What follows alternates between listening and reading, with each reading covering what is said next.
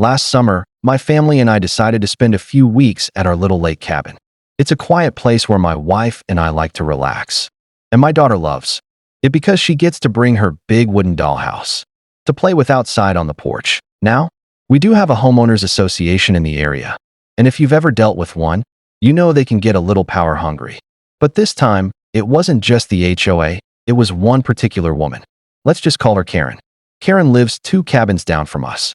The type of person who has binoculars on her porch and acts like she's the sheriff of the neighborhood.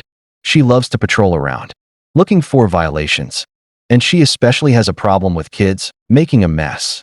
So one sunny afternoon, my daughter and I set up her dollhouse on the deck by the lake. She was so excited, arranging little toy furniture, setting up the dolls, the whole 9 yards. Out of nowhere, Karen storms over, hands on her hips, acting like she just caught us committing a crime. She says, "This is against HOA rules. You can't have outdoor structures like that. It's an eyesore."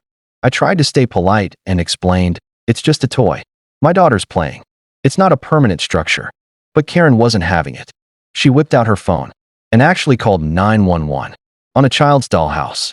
She told the dispatcher that we were constructing an illegal shed by the water and demanded immediate action. Of course, the police showed up.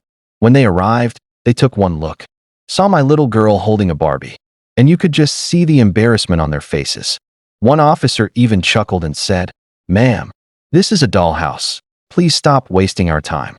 You'd think that would have ended it. But nope, Karen doubled down. She filed an official HOA complaint against us. She claimed we were disrespecting property values.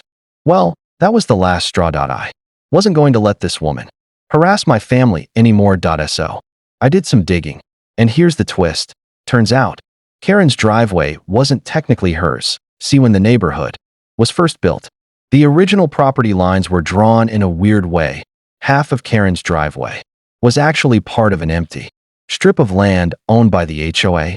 And guess what? The HOA had recently put that tiny piece of land up for sale. No one noticed it on the listing, except me. Long story short, I bought it for less than the cost of her monthly HOA fees. I became the legal owner of the strip of land that covered half of her driveway. When I told Karen, she nearly fainted. She screamed. She threatened. She even called the HOA president demanding they undo it.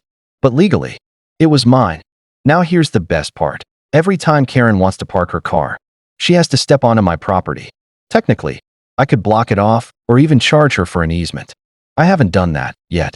But let's just say she doesn't bother my daughter's dollhouse. And whenever my daughter plays outside now, Karen keeps her blinds closed tight. Moral of the story: if you mess with a little girl's dollhouse, you might just lose your driveway.